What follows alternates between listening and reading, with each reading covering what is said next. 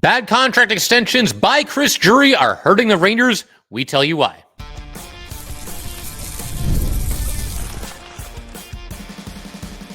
You're Locked on the New York Rangers, your daily podcast on the New York Rangers. Part of the Locked On Podcast Network, your team every day. Welcome back, Blue Shirts fans, to episode number 1421 of the Locked On New York Rangers podcast. I'm your host, John Chick. Just want to thank you guys, as always, for making Locked On New York Rangers your first listen every day. We are free and available on all platforms, including YouTube. And today's episode of Locked On New York Rangers is brought to you by Gametime. Download the Gametime app, create an account, and use code LOCKEDONNHL for $20 off of your first purchase. And we are, of course, part of the Locked On Podcast Network, your team every day. So, Chris Drury has now been Ranger GM for about 4.5 years, give or take. And what we're doing right now, and we had an episode before this, we'll have a couple more after this, is we're basically giving Drury a fair trial in every aspect of his job. We already did an episode on the trades that the Rangers have made since Chris Drury became the GM. And today, going to be taking a look at the in-house contract extensions, or at least the majority of them during Drury's tenure. There are some bad ones, some so-so ones, and believe it or not, there actually are some good ones. So we're going to go through the entire thing, evaluate every contract extension that Drury has given out to players on the New York Rangers, and then kind of have a consensus at the end of the episode, and maybe even a letter grade as far as, how Drury has performed in this aspect of his job. But we begin with the bad stuff, the bad contract extensions, and we have to start, I think, with Mika Zibanejad. Now, Mika's played a little bit better this season. He just looks like his heart's more in it, and I think playing with JT Miller has certainly been a positive development for Mika Zibanejad, both near the end of last season and the start of this season. But this is an extension that Drury gave out just 4 months into his tenure as Ranger general manager. I liked it at the time. I feel like most Ranger fans liked it at the time, but as the years have gone on here, a lot of fans have soured on Mika Zibanejad, and you can understand why. This is the contract extension that I think fans tend to go after Drury the most for, and there's a lot of different reasons for that. To begin with, you've got that full no-move clause that was given to Mika Zibanejad. The Rangers give these out way too freely. I mean, I know a lot of times it's probably to save a little bit of money, save a little bit of cap space, and I understand that, but there's always, it feels like 6 or 7 guys on this team that have full no-move clauses. So that being the case, obviously it limits your flexibility in what you can do as far as a trade of Mika Zibanejad. But the full no-move clause for Mika, it lasts for basically his entire contract. The only exception is the final week of the last year of his contract, the final week before the trade deadline. At that point, it goes down to like a 20 or 21 no trade list. And so in theory, you could trade Mika at that time. But for all intents and purposes, it's a full no move. I think the other reason why people go after Drury for this extension is because, for a while there, it was rumored that the Rangers could be in on Jack Eichel. I don't want to completely unearth that entire debate all over again. The downside to trading for Eichel would be you would have to give up, premium assets. And I'm not so sure the Sabres were ever going to send Eichel to the Rangers anyway. But even still, a lot of people view it that way, that this team picked Mika Zibanejad over Jack Eichel, which in the long run has obviously not been good. I think also another reason is that, Mika's play over the last couple of seasons here. And again, it's a little bit better this year. But man, I mean, he has slipped in recent seasons. There's no doubt about that. Use any statistic, use any eye test you want to go with, that they will all spell out basically the same thing. And I think the other reason why Drury hears it for this extension is that I feel like at times, and I include myself in this, a lot of us Ranger fans, we basically get Mika fatigue, when he gives these kind of like, I don't even know how to explain it, but you guys have seen Mika Zibanejad's post-game pressers, and you know what I'm talking about, like the kind of answers that he gives. So I think people get tired of that as well. Again, at the time, I didn't feel like this was an unreasonable contract. I mean, it was a little bit expensive, sure, $8.5 million per season, but that's the going rate to extend one of your young star players, which is exactly what Mika Zibanejad was at that time. But obviously, this contract has not aged well, and given the fact that there are several seasons remaining on the contract, I don't think it's really going to look much better in the long run. So that's obviously not ideal either. I mean, again, it's not totally hopeless. There are certain aspects with Mika that you have to like this year better than last year, but it's hard to look at this and call it anything other than a bad contract extension. I mean, if Mika was to be traded away, would this crush a bunch of Ranger fans? You know what I mean? But they can't trade him. Honestly, even if not for the no move clause, I'm not so sure that you can trade Mika right now. And that tells you everything you need to know right now, because I don't think too many teams are lining up around the block to take on Mika Zibanejad an extra 5 years if we count this season at $8.5 million a pop. I just don't think there'd be a whole lot of trade value there. So bad contract extension for Mika. And one that kind of the same story here. It looked like a really good contract extension at the time, and man, has it gone south. But this one went south even faster than Mika. And I am, of course, referring to Alexis Lafreniere, who signed a 7-year deal for $68 million. That's an average annual value of $7.45 million per season. The contract just started this year. There's no trade protection for either of the first 2 seasons, and then the rest of the way, he can only block a trade to 8 teams. So in theory, you could trade Lafreniere, but if you watched him play lately, it obviously hasn't been good. He was hearing at least some boos during a recent game against the Canes where he, turned the puck over on a rush, basically just lost control of the puck. And the timing of the extension, I'm not the only person that's noticed this. I'm sure a lot of you have as well, but we saw a couple of years ago, the year that the Rangers won the President's Trophy, easily Alexis Lafreniere's best in the NHL. And he started the next season at a similar pace, at a similar clip. He signs the contract extension, and his play has basically fallen off of a cliff, and it just hasn't been good ever since then. And, Lafreniere is in year 6 now. So I think it's beyond fair to say that he has not met the expectations of being a first rounder. I mean, basically, for the majority of his career, this is somebody that just plays like a run-of-the-mill third-line player. And I don't know any other way to say it other than that. Now, the one thing I'll say in Drury's defense on this contract extension is that, again, a lot of us were kind of feeling it when it happened because Lafreniere just had a really nice season. And yes, this is kind of an expensive contract, but you're paying him on the player that he's going to continue to be. Lafreniere at the time when he signed this extension was still in his early 20s, and it felt like the sky was the limit. But instead, he's just regressed. And very, very frustrating situation and a contract that the Rangers, I think they're already regretting. And they're in year 1 of 7 of this deal. That's pretty scary to think about.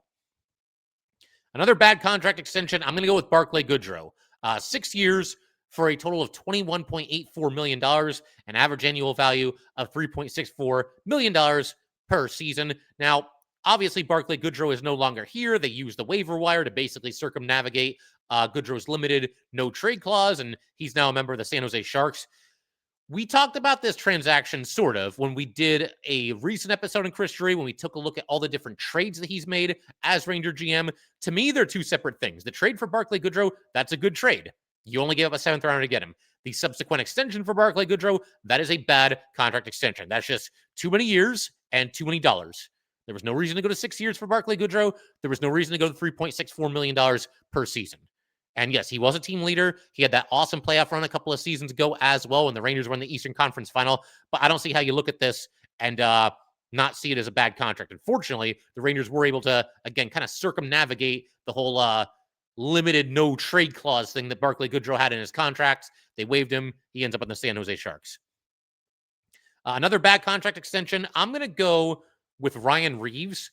Again, the trade for Ryan Reeves is fine. I didn't mind that at all. We had it as kind of like a middle-of-the-road trade, but the extension just seemed unnecessary. Now, it was only for 1 year and $1.75 million, but that ensuing offseason, the Rangers were really, really tight against the cap, like somehow even more so than usual, and they weren't able to, bring in maybe a complimentary player that they could have used. It's at least possible that maybe they could have gotten Tyler Mott to re-sign if they had any cap space to work with whatsoever. And it just didn't really seem necessary. I mean, to give him that extension right after you trade for him. And then when you look at how things turned out the following year, I mean, he was basically a healthy scratch for the very ending of his Ranger tenure. You trade him away for just a 5th-round draft pick. Reeves had his place the first season with the Rangers, and I think he was a positive influence on that locker room. Definitely a vibes guy, but the extension obviously did not work out. You have to call it a bad extension. And we've got one more for the bad section here, and this one's not terrible. Could have maybe put it in the so-so section, but we're going to put it in the bad section, and that's going to be Urho Vakanainen, 2 years at $3.1 million, an average annual value of $1.55 million, and this, of course, is the first year of his extension. Like I just mentioned, this is not a total disaster. It's not completely unreasonable, but I feel like you could have gotten a defenseman pretty easily for the league minimum who's right on about the same wavelength as Vakanainen. And maybe part of this is that Drury wants to justify the Jacob Trouba trade. This is the guy that we acquired as part of the Trouba trade along with the draft pick, and we got to keep this guy in town and keep him around. But I don't know. I mean, again, it's not a massive cap hit, $1.55 million. It's not going to cripple the Rangers franchise for decades to come here. But it just felt completely unnecessary. And, you look at Vakanainen, I mean, he's basically been a number 7 defenseman or a fringe number 6 defenseman at best. And there was just no reason to eat into the salary cap space at all, even though it is, fairly minimal here. So that's it for the bad extensions. We're going to move on in just a second to the so-so extensions, and then, of course, the good extensions, and then we'll have, a verdict and a letter grade for Drury at the end of all this. All right, we just want to let everybody know that today's episode of Locked On New York Rangers is brought to you by Monarch. Let's be honest, most of us cannot even name all our financial accounts, let alone what they are worth. Between 401ks, savings, and investments, it is easy to lose track, and that can mean leaving money on the table. That's why there is Monarch, an all-in-one personal finance tool that brings your entire financial life together in one clean, easy-to-use interface on your laptop or on your phone. Monarch is the best because it will help you organize your accounts, track your spending, and get a better handle on your investments without ever having to touch a spreadsheet. Monarch's visual dashboards and smart tools make it so much easier to understand where your money is going and how it's going to work harder for you. Don't let financial opportunities slip through the cracks. Use code LOCKEDONNHL at monarch.com for 50% off of your first year. That's monarch.com, code LOCKEDONNHL for half off of your first year. All right, let's go keep everything rolling here on Locked On New York Rangers. How about some middle of the road extensions? Some that were so, not great, not terrible. We're gonna get to those right now. Quick disclaimer though, we're not gonna worry so much about AHL contract extensions. We'll be here all night. We're also not gonna worry too much about guys that were RFAs and stayed with the Rangers and subsequently are no longer here. So like guys like Lindgren and Kakko would fit into, a category such as that. You could begin, we're not going to do too many RFAs. I think this fits in, these are good contract extensions to me, but I'm putting them in the so-so because they're such common sense. We're lumping two together here. It's going to be Rempe and Edstrom. The two of them got 2 years at $975K per season this past offseason. There was no reason not to do this. There was no reason to trade them, but it's also common sense. So they fall into the so-so section. We're also going to put Juuso Parson in here. So this is an RFA example. He gets 2 years, $2.5 million total, $1.25 million per season. And this is the first year of his 2-year extension. He's another player that came over to the Rangers at the trade deadline this past season, part of the trade that sent Ryan Lindgren to the Colorado Avalanche. And it's fine. He's a depth forward with maybe a small amount of upside, given the fact that he won't be 25 until February. Whenever it comes down to either Parson or Brodzinski, I tend to lean a little bit more toward Brodzinski, but you can make a case for either guy. It's also possible that maybe Drury and company, they just kind of see Parson as something of a placeholder until some of the young Ranger prospects are along the way. Parson could maybe, if the Rangers were to bring up like a whole influx of like their young players from the Wolfpack, like Berard and Perreault. Those are the two that I think are kind of obvious. It's possible Parson survives that because Parson can play center. He could still be like the third line center for this team. But you got to figure that, he could be squeezed out of the lineup as well when some of those prospects begin to get promoted a little bit in the season. As far as Parson, again, the feeling that I have about this is it's fine. It doesn't make me super happy. It doesn't make me super mad. He's a depth player, a depth forward, and he's had his moments this year every once in a while. I'm not going to go crazy about it one way or the other. Another one that is right in the middle for me, as far as like a good extension or a bad extension. And there might be people listening to this or watching this that want to put this in the bad extension category. There might be people watching or listening to this that want to put this in the good extension category. But I'm going to put it right in the middle here. I'm going to go with Will Borgen. He gets 5 years from the Rangers at $20.5 million. That's $4.1 million per season. He's got a full no trade clause in this year, the first year. Then it goes down to 15 teams in year 2, 10 in year 3, 6 in year 4, and no teams at all in year 5. So quick recap here as far as how Borgen came to become a Ranger. He was acquired from the Seattle Kraken in exchange for Kaapo Kakko. Also came over with a couple of draft picks, did Will Borgen in the middle of last season. Borgen was an impending UFA, and he subsequently signed this extension, this 5-year deal with the New York Rangers. We already did an episode, like I mentioned, covering the trades of the Chris Drury tenure, and we put the trade in the so-so category as well. I think it's kind of middle of the road there. So too is now the extension. When this extension was signed, it did feel a little bit steep, both in terms of the length of the contract as well as the amount of dollars per season on the contract. But I feel like, again, like we mentioned about earlier with the Vakanainen trade for Trouba, it's kind of a situation where maybe you feel some pressure to justify the trade and get Borgen locked up long term. And that's obvious what they've done here. I feel like when you look at free agency this past offseason, there's a lot of defensemen around the league who were signing for more than I think we would have expected. Defensemen were getting some pretty shiny contracts this most recent offseason. When you look at that, this kind of deal for Borgen doesn't really look that bad. I mean, 1 year less would have been nice. Maybe a little bit less per season would have been good as well. But he's mostly been a steady, solid player, and I do think he fits the style of hockey that the Rangers are at least attempting to play right now. I also feel like Borgen is a fairly tradable player going forward. If there's ever a situation where the Rangers need to move on from him, they need to open up a spot for somebody, they just want to go in a different direction, maybe they're rebuilding in a few years, who knows? At that point, I feel like you could trade Borgen pretty easily. And keep in mind, the salary cap is going to be even higher then. Contracts are going to be even bigger. All of a sudden, Will Borgen for like 4.1 a season, that's looking like a steal at that point. So it's fine. I mean, I tend to like Borgen. I came close to putting this in the good trade category, but again, the length being what it was, the dollars per year being what they were, to me, it fits a little bit better in the so-so category. One more player for so-so extension. I'm going to go with Jimmy Vesey, 2 years at $800K per season.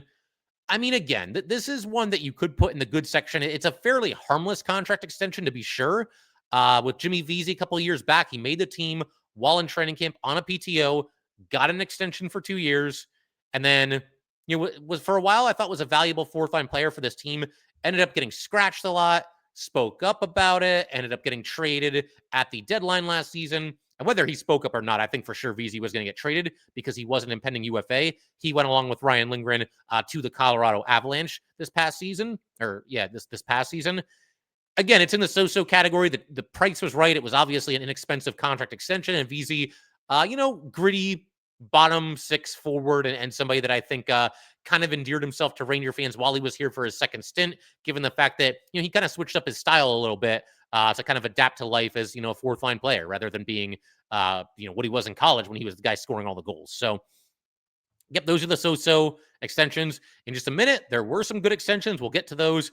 And we will also have a verdict, some final thoughts on the job that Drury has done with these contract extensions during his tenure as Ranger general manager.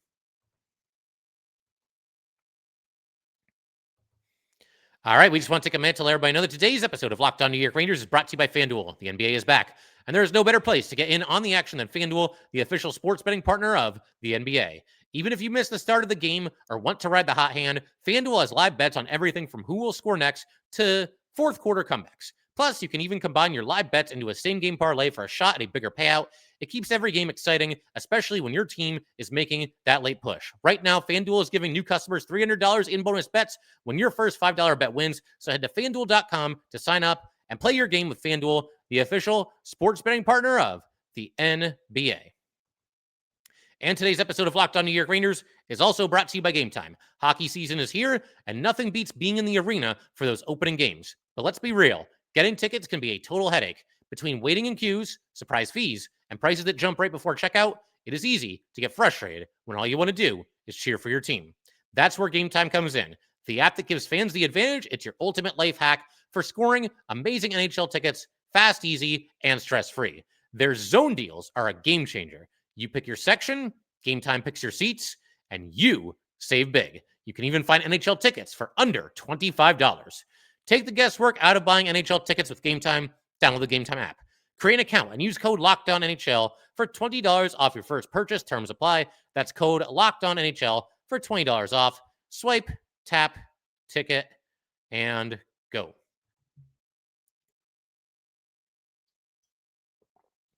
All right, let's go ahead and wrap up today's episode of Locked On New York Rangers by talking a little bit about Drury's good contract extensions. We're going to start with Adam Fox, and there might be some people that fight me on this, but I don't care. Adam Fox is still a very, very good defenseman in this league. He's somebody that, even in a bad season last year, had the kind of season that most defensemen around the NHL would sign up for in about 2 seconds. You look at the extension, 7 years, $66.5 million. So that's an average annual value of $9.5 million per season. He is currently in year 4 of the 7-year deal. Fox does have a full no-move clause for this season and next season. Then it goes down to just 16-team no-trade clause for his final 2 seasons with the Rangers. This is another early extension for Drury. 6 months into his tenure, I still think it was a good one. They got ahead of this. Adam Fox getting to free agency would have ended up with a bigger contract than this. I think we can all but guarantee that. The way these contracts have been increasing, I think that's almost certain to have been the case. Again, this is still somebody that to me is an elite do-it-all defenseman. He is getting a little bit less time on the PK under Mike Sullivan, which is something that's kind of interesting to track. But if you don't want to pay a guy like Adam Fox, then who do you want to pay? I mean, who do you want to round out the Ranger blue line? I'm sorry, but you're not going to get a bunch of superstars on your team for 6 figures per season. Do you want a bunch of like Patrick Nemeths and Earl Vakanayans on your blue line? Like that's just not going to work. And if you're not going to pay somebody like Adam Fox, who for all intents and purposes is a homegrown star, he's drafted by the Flames and everything, and then traded a couple of times. But for the most part, I mean, you got to consider him a homegrown star. I mean, this is the guy right here. This is the guy that you pay and you take care of him and you extend him long term. And one issue that a lot of Ranger fans have when it comes to contract extensions is the length of it will carry them into, their older age. It's not the case with Adam Fox. When this deal expires, he will be just 31 years old. So he should still be, basically right in the prime of his career. I don't know what's going to happen at that point. I mean, who's to say where the Rangers are going to be in 4 years?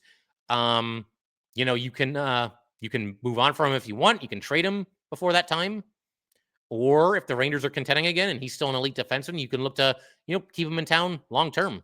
But you're going to be getting prime Adam Fox for pretty much the entire deal here. So I don't think the length of the contract is much of a problem either.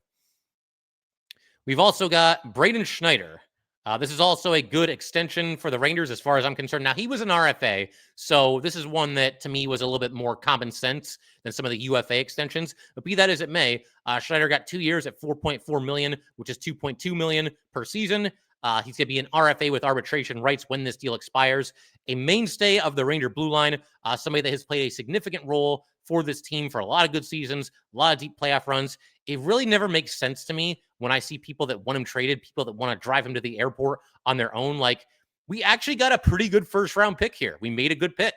Doesn't happen often with this team. There's a lot. I mean, there's some first-round success stories for the Rangers over the years, but there's a lot of just epic failures as well. And the fact that we actually have a good one here, I mean, Braden Schneider is not a superstar, but he's a good, solid player. Somebody that I think playing on the third pairing is a luxury because he, to me, looks plenty capable of playing in a top 4 role. We'll see if the Rangers ever agree. I mean, there's times where they'll move him over to the left side on the second pairing. He'll be out there with Will Borgen. And they've done that in the past too, moved him up the lineup occasionally. But for the most part, been a third pair D-man and one that I think is a very solid one at that.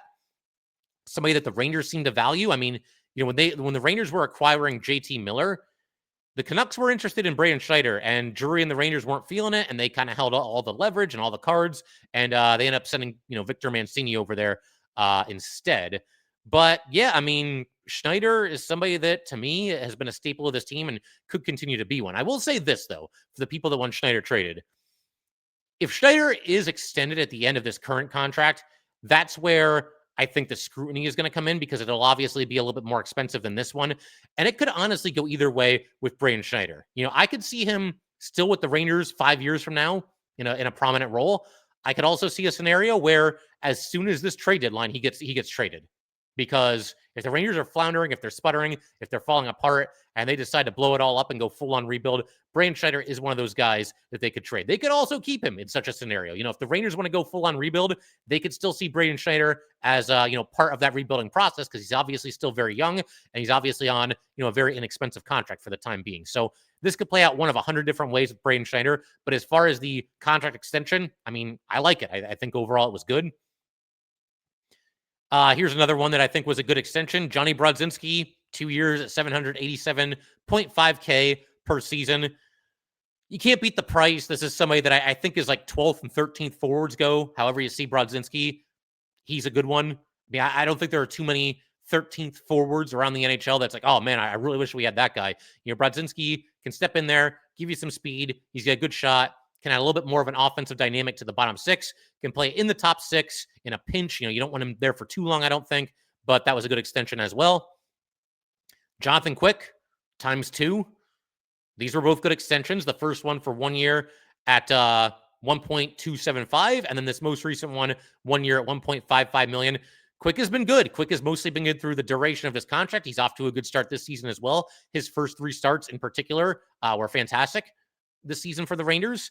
And I mean, that's to say nothing of the things he does behind the scenes. By all accounts, it sounds like he's somebody that's a good veteran presence in that locker room. So those were both good extensions.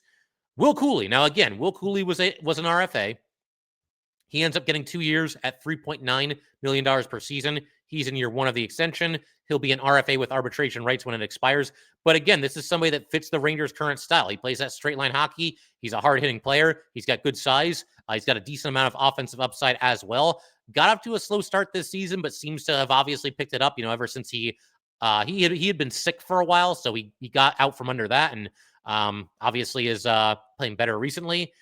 He's growing into a top 6 role. I mean, I've said this before. This team needs more Will Cooleys as opposed to fewer of them. Now, again, he was an RFA. RFAs, by their very nature, leverage is somewhat limited. But, Drury did well to lock him up, give him that bridge deal and obviously keep him in town. I don't think there were too many people looking for Cooley to be playing somewhere else this season. People were very happy with what Will Cooley did last year. And here's another one. We'll end on this one. It's one of the more controversial ones, but I'm still going to put it here. Igor Shesterkin at 8 years for a total of $92 million. Average annual value of a record for a goalie, $11.5 million per season. That contract extension kicked in this season.